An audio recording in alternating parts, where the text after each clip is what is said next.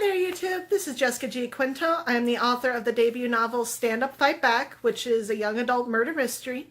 And today I wanted to do a video that I saw Paperback Dreams and a couple of other people do, which is their Bookish Pet Peeves.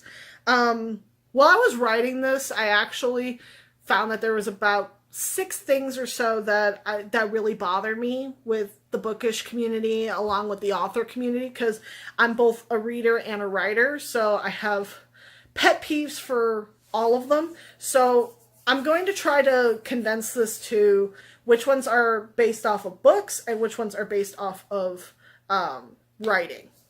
So the first ones I'm going to do is based off of reading, and I could probably make this a super long video. But the first one is no descriptions of a book. Now, I'm going to clarify that this is more based off of if you've already read it. If you've already read it and you know what it is, give us a brief description of what it is. Because if you're saying that it's really, really good, make us want it. There's a couple of them where, like, there was someone who was pitching the book We Were Liars, by I think E. Lockhart or something like that. I don't know if that's right, but they were just saying it's like, oh well, this book is better to go in blind, and I'm like, I'm not that kind of reader. I cannot go into a book without knowing what I have coming. I need to know. So that's my personal pet peeve. I don't like when people say it's like, oh well, I've read this, but I'm not going to tell you what it is because you should just go into it blind. And I'm like, oh. So don't care for that much. The second one that I have is the book condition shaming. Now, I don't annotate my books, but I am known to dog ear pages if they're like my books, and I don't care. I have literally, like, destroyed books because I've read them so much. Like, my copy of Breathless is, like, so broken, I could literally just open it up and it would just lay open. And it's one of those thick mass paperback books, so it normally doesn't, like, lay open like that. But I've read it so many times, the binding is just shot. So, yeah. Honestly, the condition doesn't bother me as much. As long as it's not a book that I've borrowed, then I take really good care of it, because of course it's not my book. But if it's my book, I'm going to do whatever the hell I want with it.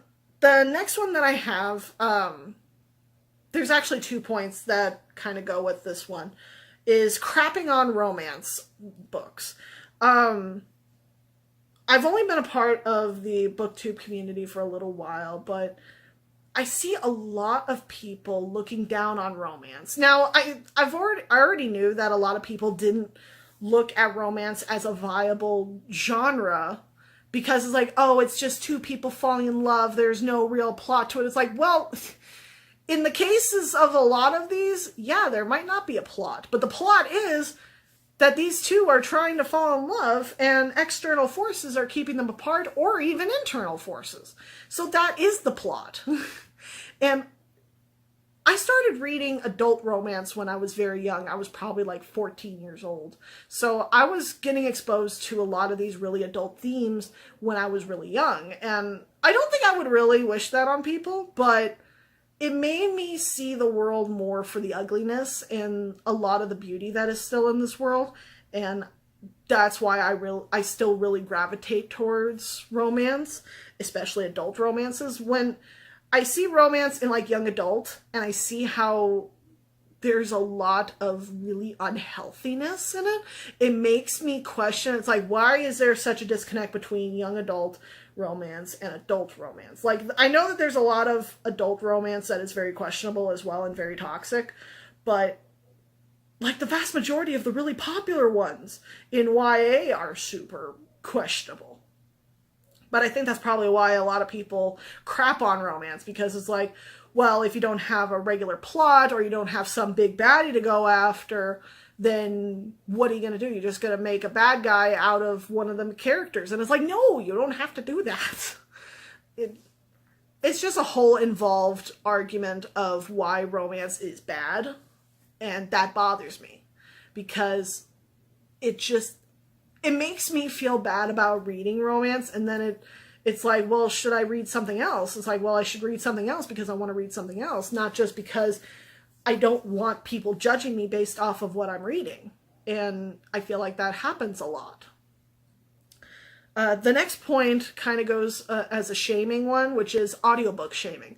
This one I didn't recognize was a pet peeve of mine until I got into the booktube community, and this was more towards people who don't actually, who aren't part of the booktube community, because I know there's a lot of booktubers who really like audiobooks. But I have people in my life who, when I tell them that I've been reading a lot of books, they're like, oh, what have you read? And I'll tell them how I read it, which is an audiobook. It's like, oh, well, then you didn't really read it. You listened to it. I'm like, it's still reading the freaking book. The story is just being told to me as if I was a child. And there's something very soothing about having someone tell you a story. And I don't understand why people make the judgment, because my own husband has done this. He said it's like, well, it's not really reading a book, it's listening to one. It's like, but it's still reading it. It's still, as long as you're absorbing the story, you're reading it. And there are times when I'll read and listen to it. And it's like, it doesn't matter as long as you're getting the story in. And it just really bothers me when people make those vast judgments. Why does it matter how the story gets read if it gets read? Because it just makes no sense to me. Why do we need to justify doing audiobooks? And there was actually something I read on Facebook. It was an advertisement saying that like the biggest waste in authors' money is doing audiobooks. And I'm like, sir, I highly disagree with you, because of the fact that audiobooks are expensive to make and super easy to listen to. And personally for me, I have shit I need to do. And there are times when I don't want to just lay down and look at a physical book. I want to listen to it and do something else, like laundry or something. And it's a lot more gratifying to have someone tell you the story than to just read it yourself. And sometimes, because of my ADHD, it's really hard for me to keep focused on a book, because if I have too many like long paragraphs, I get lost or I just stop focusing. So it's like I like having someone tell me the story so that I don't miss anything. The next one that I have is more specific to what I've been reading in the last year, the last several months since I started back on BookTube, which is the stigma of male-on-male and female-on-female books. Now, the reason I say stigma is because I only have a couple of friends that I can actively talk to about the books that I've read. I can talk to my mom. I can talk to Nick, my husband, and I can talk to a couple of other friends. But anyone else I talk to about it, because I have read a lot of male-on-male relationship, their instant thought is, ew, why are you reading that? And I'm like, why do you fucking care? Like, there's better ways to ask that than saying it as if I just told you that I dissected a frog. It's not that big of a deal. I'm sorry. It's like, if you're not interested in hearing about this book, let me know in a way that it's like, you're not being a condescending dick. And it's like, I understand that it's not for everyone. I get it. But don't make me feel bad about liking to read that. And I have a good friend of mine who, a lot of the time we talk about the male-on-male relationships in books and the female-on-female ones. And there is a vast majority of male-on-male relationships versus female-on-female relationships in books. And I'm actively trying to find more female-on-female ones. But we did talk about the downside of there being a lot of females, like straight white females, writing male-on-male relationships, which I'm like, I don't have a problem with it as long as they take their due diligence and do their research and make sure that it is as accurate as they can get it. Because I've read some really horrific fan fiction with male-on-male relationships, and it's like, did you do any research? But then again, it's fan fiction. I would hope that they would do some research, but most of these just get written and thrown onto the internet, not really looked back on. But I would just like to not be told that it's like, what you're reading is disgusting. And I'm like, there are plenty of books out there that are more disgusting than this, honey. And it bothers me because I would like to talk about the books that I read more. And when I look up YouTubers on YouTube and they don't have a lot of people who read predominantly male on male, which is why I've now taken it upon myself to read them.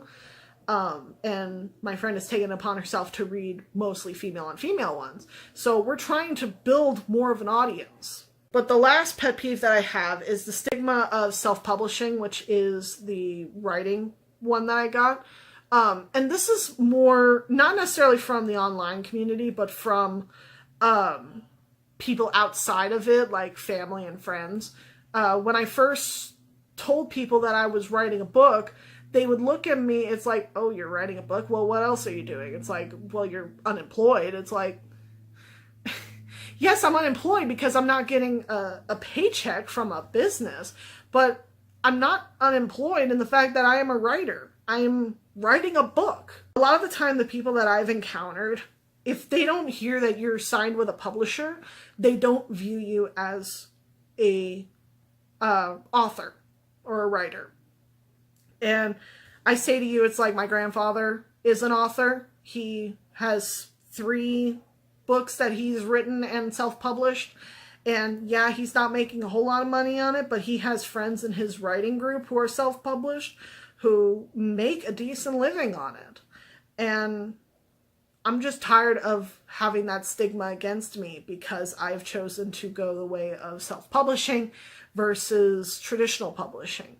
And that's why I specify that it's like, it's outside the booktube community and the authortube community, because there are plenty of people here like Kim Chance and, God, I can't remember her name, Alexa Dunn. Thank you.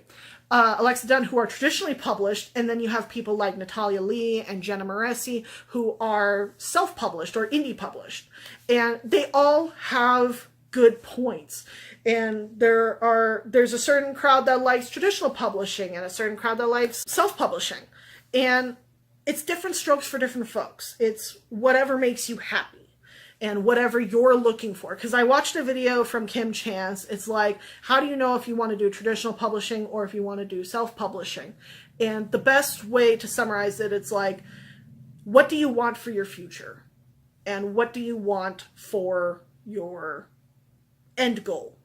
Heart Breathings, done by Sarah Cannon, is a great source if you are unsure if you want to do self-publishing or traditional publishing. She has a video that basically describes the same thing, and so does Kim Chance. And I'll leave their links in the description below so you can check them out. And also Alexa Dunn, Jenna Moresi, and Natalia Lee, because they are all really good at giving advice on this particular subject. So that's all the time I really have. I have batch filmed a lot of videos today. A lot of videos I wanted to do. So I hope everyone enjoys these videos. And I know that my following isn't really big, but I'm happy for the subscribers that I have, and I'm happy for the people that continue to watch. And I hope that you all have just a fabulous day. Keep being fabulous, like I say at the end. And I just want people to be happy. Be happy with your reading. Be happy with who you are and what you like to read. Don't let anyone tell you that you can't read something that brings you joy. So, again, Stand Up Fight Back is available on Amazon, in paperback, ebook, and on Kindle Unlimited. And keep being fabulous. I will see you all in the next video. Bye-bye!